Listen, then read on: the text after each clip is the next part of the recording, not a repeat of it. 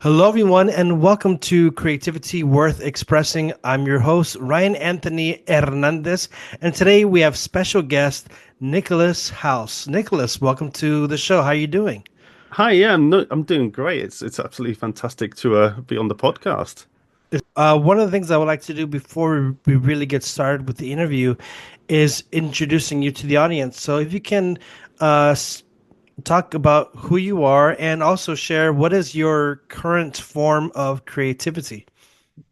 Obviously, I'm Nicholas House. I am a writer, author from south of England, and my main form of creativity is obviously writing. I've written since I was about 5 years old, but only over the past few years actually gone ahead and started putting out print books and doing it all myself as a self-published indie author. It kind of gives a extra level of creative control more than anything. I can just put out whatever I want. I can write how I want, and I can interact with people more like with my writing rather than like being hidden behind a publisher or anything. Mhm. Can you give us a title of the book that you have so far released? My current main book is called Chronicles of the Median. I've actually got a copy sat here, so I can show it off a little bit. And Cool. it's a paranormal thriller made up of three novellas which I wrote, which are individually available. Again, I've got them all here. Cool. And they tell the story of the titular median. They're kind of almost like a spiritual medium, but Mm. instead of just kind of like talking to the other side, like spirits and ghosts and everything, they're able to walk between the worlds of the living and the dead. And then the entire plot kind of revolves around an evil wraith coming back from the other side of death, and then kickstarting a chain of events which lead through the different stories that I've written. Like the first one's about the wraith coming back and possessing people, trying to force its way back into the real world, and that kicks off the return of an ancient cast of vampires. And then that in itself rolls on to the third novella, which is about an evil cult, which is actually trying to merge the worlds of the living and the dead. It's kind of my indulgence in a lot of paranormal, supernatural tropes. But I've tried to put my own little spin on it. So So it's just a bit of fun really for me. Where it started as a bit of fun and kind of grew from there. is it kind of like in the Lord of the Rings, you have those ring wraiths who are like kind of half dead, half alive? It's In a kind of way, like that yeah, kind because of, yeah. I'm not a Lord of the Ring scholar, but it's like, from my understanding, we're in the world, but like when Frodo puts on the ring, it's like he can kind of access that other realm and he sees like the ring wraiths. So like in your book, I mean, I know that's a little side story there, but in your book it's like these two worlds are trying to merge, the living and the dead, to be one realm, kind of. Yeah, I mean, in my book, you've kind of got the world of the living and the world of the dead, and they kind of merge together across kind of like the fabric of reality. And where they touch is a world called the Median world, which is kind of like a dead zone which all spirits pass through, and where medians can actually spend longer than most people. Like most people in the story, when most people die, they briefly pass through this world, but they go straight to the other side to Mhm. death. But medians can actually spend a certain amount of time within this world in their life, and it's not that long. But it changes for every medium. But they are able to um, affect the world there and kind of like commune with the other side a little bit more. And yeah, it's I don't know whether I've overcomplicated things a little bit, but I like to call it complex world building Oh, I in love that it. between the medium world and the living world, there is then the border world, which medians can kind of like easily step into and kind of like see ghosts and everything. But if they need to go to the median world itself, they actually need to die to a certain extent, but then can be revived. So every step of the way to the other side, they have to kind of give up a little bit more of their life, if you follow Mm. me. So, did you draw inspiration for this and maybe some of your other writings, maybe through any like mythology, folklore, any tales? Yeah, I mean, I've been a big fan of kind of like all kinds of mythology all my life. As a kid, I was really really into Greek mythology, especially, and there are certain like really old tropes and themes that are just woven into my stories, almost subconsciously. However, my new book that is actually coming out in May, it's called Long Hill, and it's kind of like what I like to call a mythological adventure, is directly based on the Polynesian myths and legends of like Pele and uh, Poliahu and basically the gods of Hawaii. But sorry, I'm kind of might be getting a bit off topic here, but yeah, it kind of expanded into just from Hawaii into the overall legends of Polynesia, including the Maori and Toga, and basically all across the Pacific. So yeah, uh, mythology is like a really big kind of Yes. big influence. Yes, and I also see that you have the influence, of course, with the paranormal. Yeah. Are there any stories, movies, legends that are paranormal that maybe kind of caught your attention uh, as a child or maybe as a teenager? A lot of stories. I mean, my mother is very into kind of the Wiccan ways and supernatural, the old ways and everything.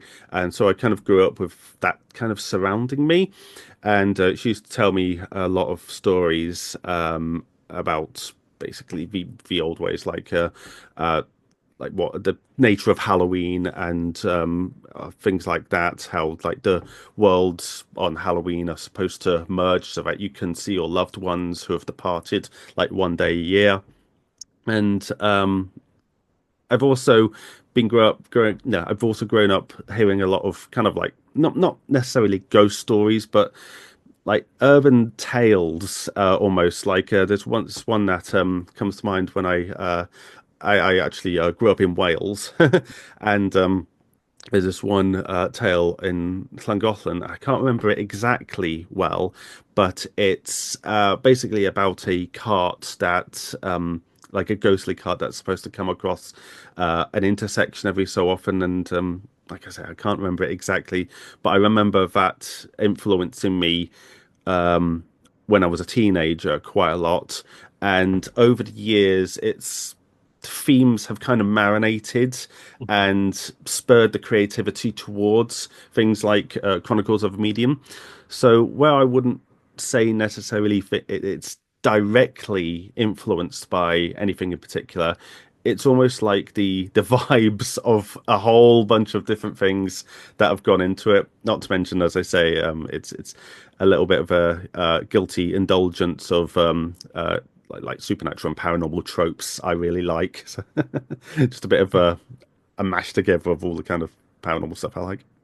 For you, was there a moment where you were able to tell yourself, I'm going to be an author? Um, I'm not sure there actually was, to be perfectly honest. As I say, I've written in some way, shape, or form since I was like 5 years old. Um, and I remember writing, basically drawing pictures and writing really simple sentences, and sticking the pages together when I was like a kid. But if I had to point to a definitive point, I might actually reference the point in which my grandfather passed away. Um, and my grandfather was very, very special to me. And as a work mechanism of coping, because he only like died when I was about 11 or so, as a way of coping, I wrote a poem. And while I don't consider myself a poet in any way, shape, or form, it was a way of expressing my feelings, and it just worked. It allowed me to get out certain feelings and emotions I couldn't otherwise express outwardly. And from that point onwards, I just kept writing, just little things here and there, growing. Um, I'd have an idea just by looking at something in the world and start jotting something down, and then the world would kind of explode.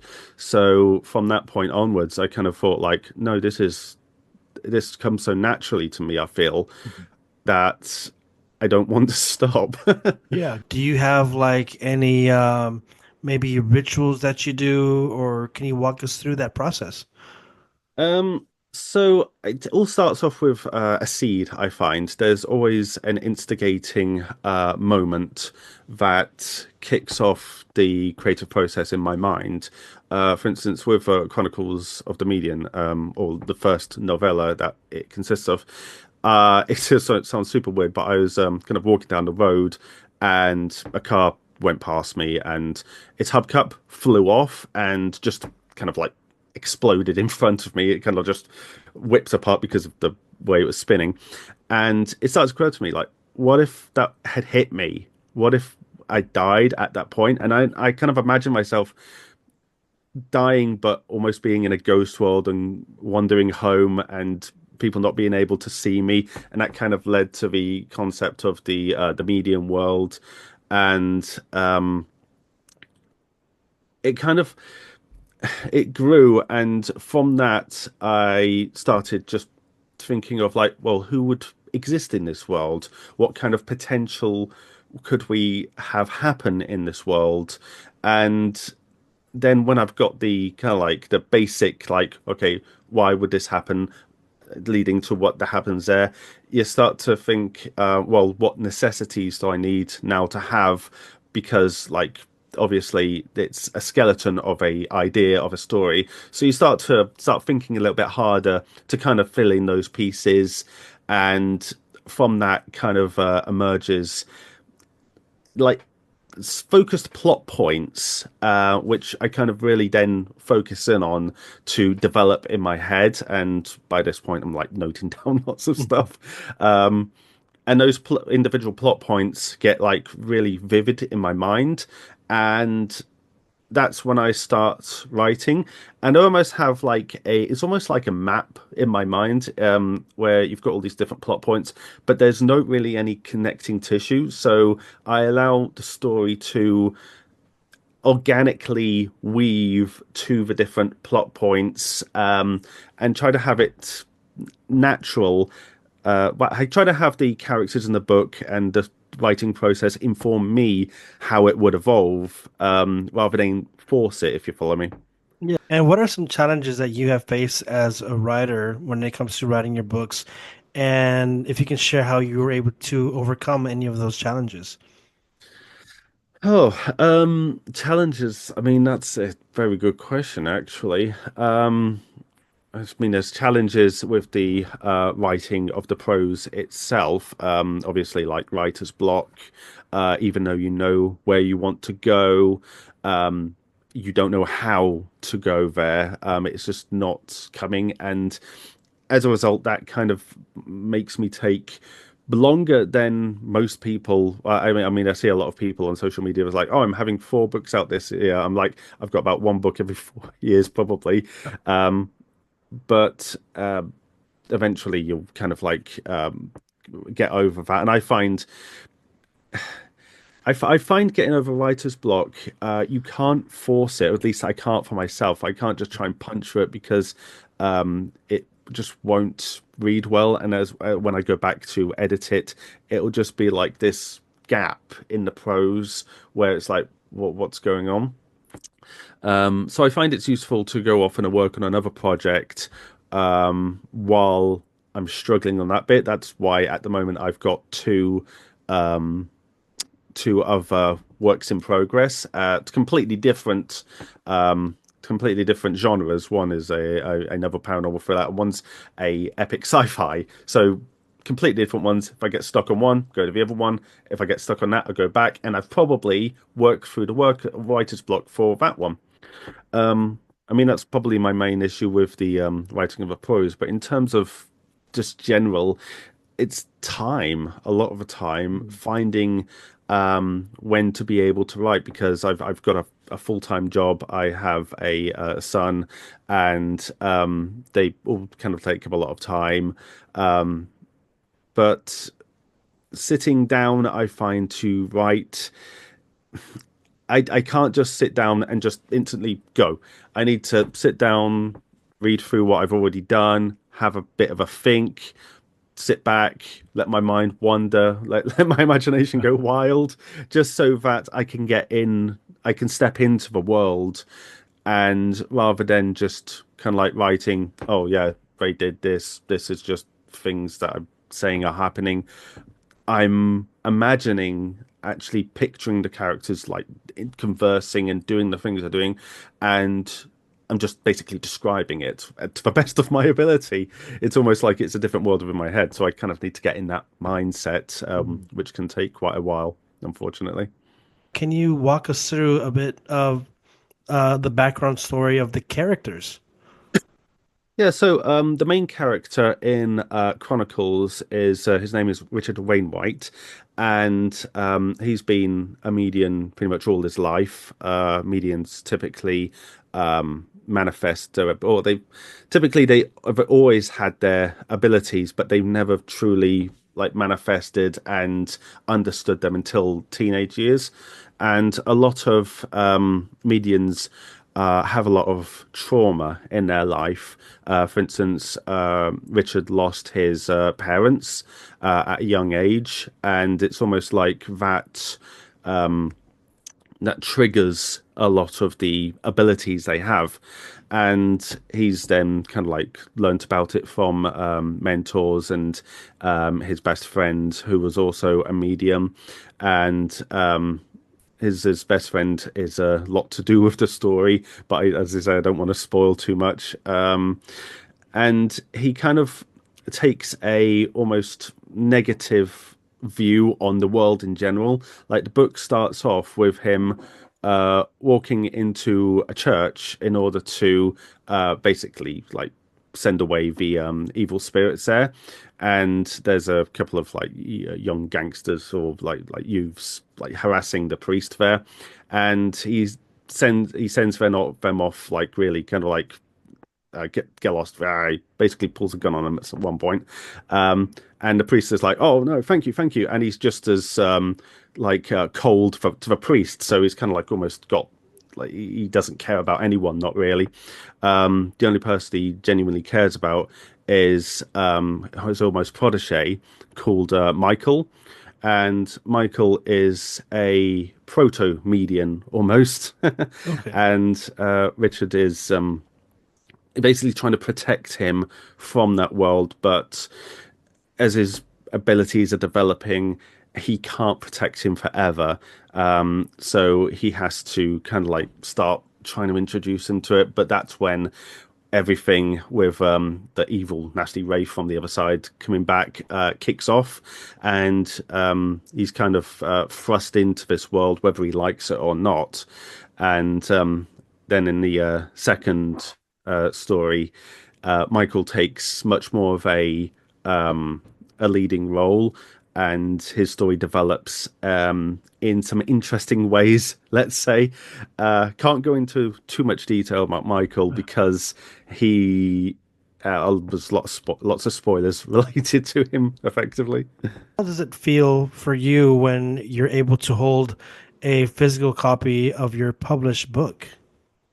I mean, it's humbling a little bit because, like I said, I've got it here, and it's one thing to just be able to like hold it. It's like, oh, it's just a book.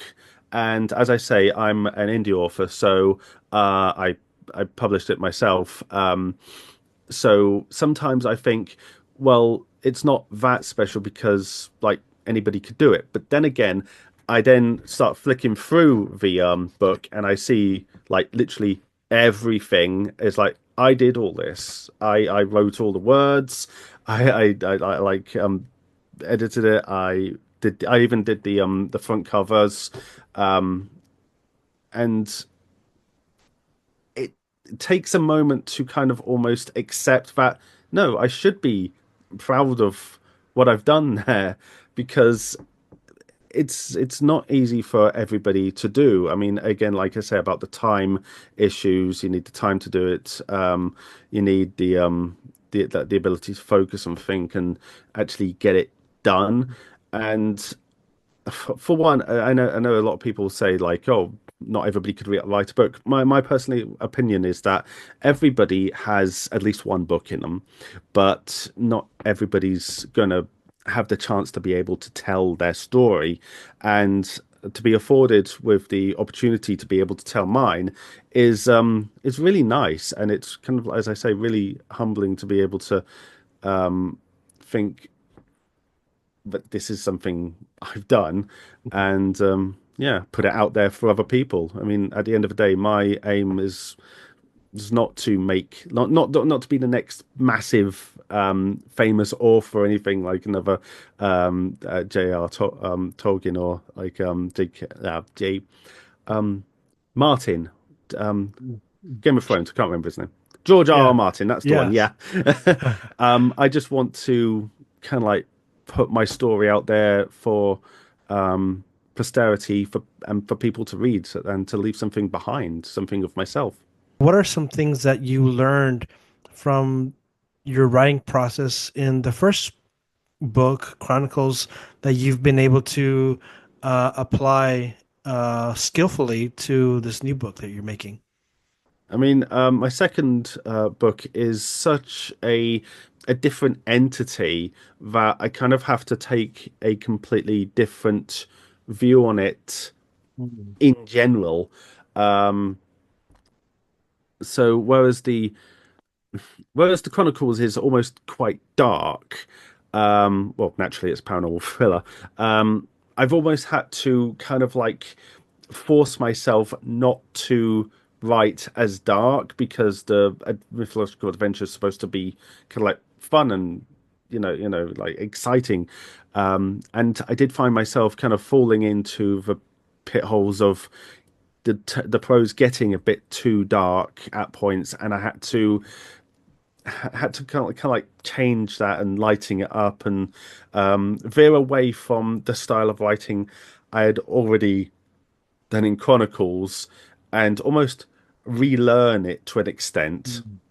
Mm. There are some parts that are still quite dark, but I think that just comes with the territory of me writing it, really. But yeah, I'd say that was probably the main thing I had to learn. It's not so much what I learned, it's what I had to unlearn in writing the new one to explore a new genre almost. Do you take a lot of time to get into the world building, or are you more like just fast paced? How would you describe it? I think with Chronicles, there is not as much world building as my other stories, because it mainly takes place in a slightly warped version of Mm. our reality. But that said, there are tons of concepts that I fleshed out for the world that don't appear in the book. I've effectively created this whole mythos and whole history of the medians and their cast and what happened to them. And the main character himself, there's lots of stuff in his history and background which didn't make it into the book because there's no good place to kind of like cram that in. You don't want to be just crowbarring stuff in for the sake of it. However, it does inform his overall character and how he behaves.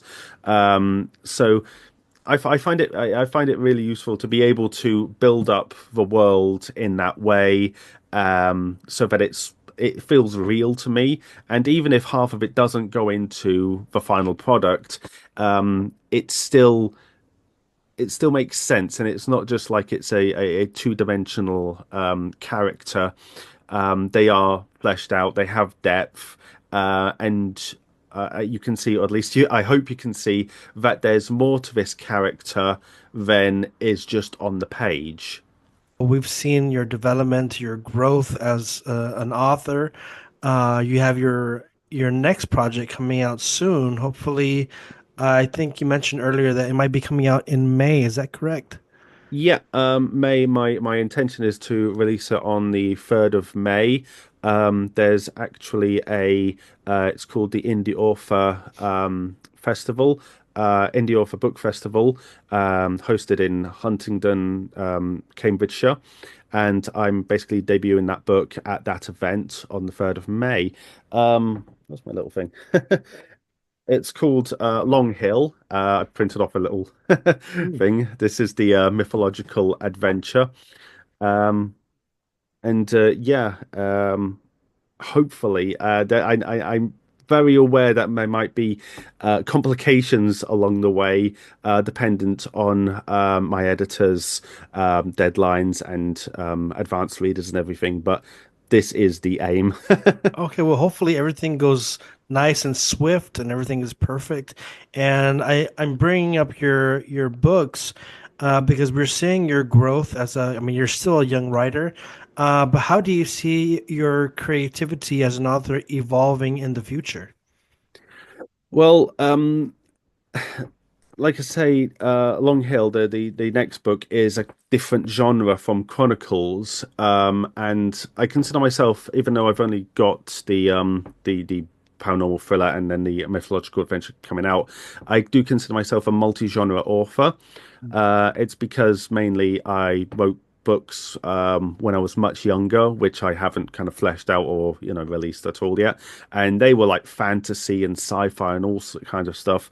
And the short story of it's a short collection of short stories I've also written covers a whole bunch of different genres, and so I see my future kind of going more in the way of exploring different genres, seeing what kind of writing I'm capable of, and almost like finding which one I like the most. I mean, I don't know if I mentioned earlier, after Long Hill comes out, I'm currently working on a kind of like epic sci-fi. And again, that's something completely different again. Yes. Um, and that's planned for a few books. So that's going to take me into like quite like into the future. But after that, who knows? I might be taken by another genre I want to try out. And I'm completely open to it, to be perfectly honest. If something interests me, then I'm gonna try my hand at it. Can you share with us if you had to do any research for writing this book? And if you did do any research, were there any fascinating things that you learned during this research process? Yeah, I mean, I had to research about basically the again, I don't know if I mentioned earlier about the real meaning behind like Halloween, just to make sure what I thought was true was actually correct. And I had to, I basically wanted, even though it is effectively just a fantasy, it's not like based on anything in reality. I wanted to pull in certain beliefs and what people like seem to believe, like what people, I don't know how to word it properly, but the kind of belief systems people have about people like their loved ones returning from the other side, and also looked into vampires again for the second book in the trilogy of novellas, and then I've taken those as a bedrock, kind of expand upon what I've researched. So it's weird because I do the research in order to try and find out about what the real world origins of all of these different supernatural phenomena are. But by the time it reaches the page, they could be entirely different because of how the overall story has influenced them. But yeah, it's mainly just going ahead and uh, finding out about all these different phenomena and experiences. I know one thing I did look into is because in the second story, and this is not, I don't think it's really a spoiler too much. The vampires kind of have a creature um, that they have more or less as a guard dog type thing, and I originally wanted to use the Chupacabra, but then I felt like that was a little bit overused in fiction and media. So I then went and looked into other legends which had kind of similar dog-like apparitions, like nasty beasties. And I found one because I grew up in Wales.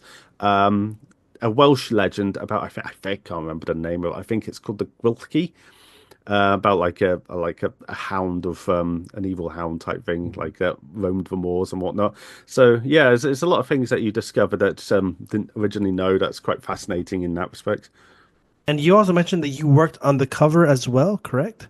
Yeah, I have some um, design experience, like computer design, image manipulation stuff. So I thought I'd give it a go initially.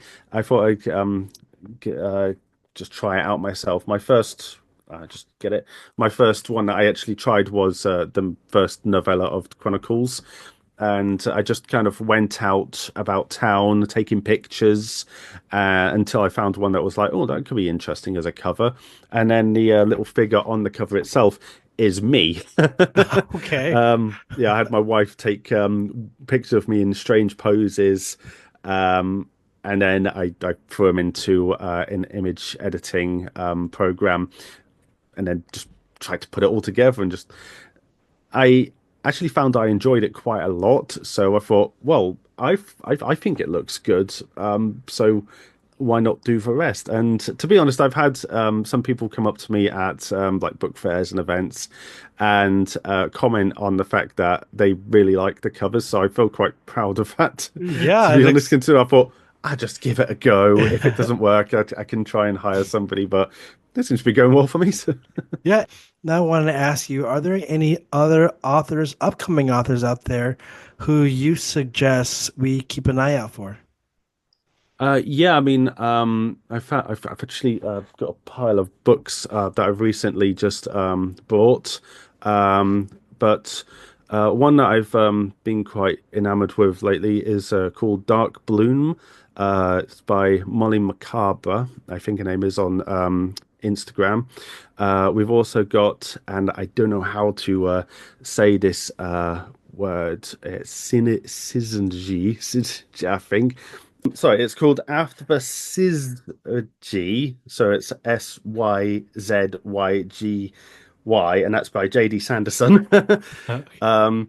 So yeah, and I go to a few book fairs with another author. I think those other two authors are American based.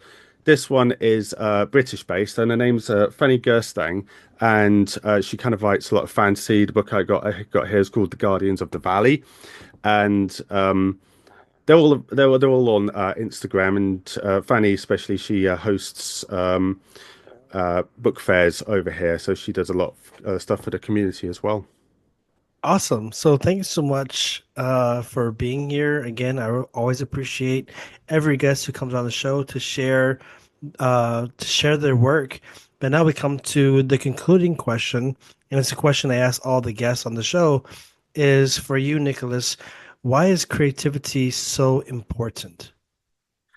I think creativity is important because it can express things in a way that people might not be able to express otherwise. Um, it's a great way to release emotions. It's a great way to overcome difficulties and like depression and anxiety and all kinds of stuff like that. And even physical ailments, people can pour their emotions from those physical ailments into a prose in order to get them out. It helps the healing process. I mean, as I mentioned earlier, That's kind of how my journey started with the death of my grandfather and everything. And that's kind of stuck with me in that way ever since. I just think it's a very primal thing to be able to write your emotions and place your characters in your in naturally exaggerated circumstances, but effectively tell your story through your characters that in a way that you wouldn't be able to tell people in reality. Okay, well, thank you so much, Nicholas House, for being a guest here on Creativity Worth Expressing. And before we go, do you have like a website or a link where people can find more of your work? Yeah, I mean, I don't have a website directly at the moment, but I'm on Instagram, Threads, Blue Sky occasionally, and my author, my tag, my name is Nicholas House Author. But you can just find my books on Amazon. You just need to search Nicholas House, and they should pop up. Excellent. So, for those who are in the audience, I'll be leaving the links, the URLs in the show notes. So, you can always go ahead and check there to find more information about each guest. And please, for those in the audience, go ahead and subscribe, like, and share this episode so that other people may discover the awesome work by today's guest, Nicholas House. And again, Nicholas, thank you so much for being an awesome guest here on Creativity Worth Expressing. Thank you so much. It's been a pleasure.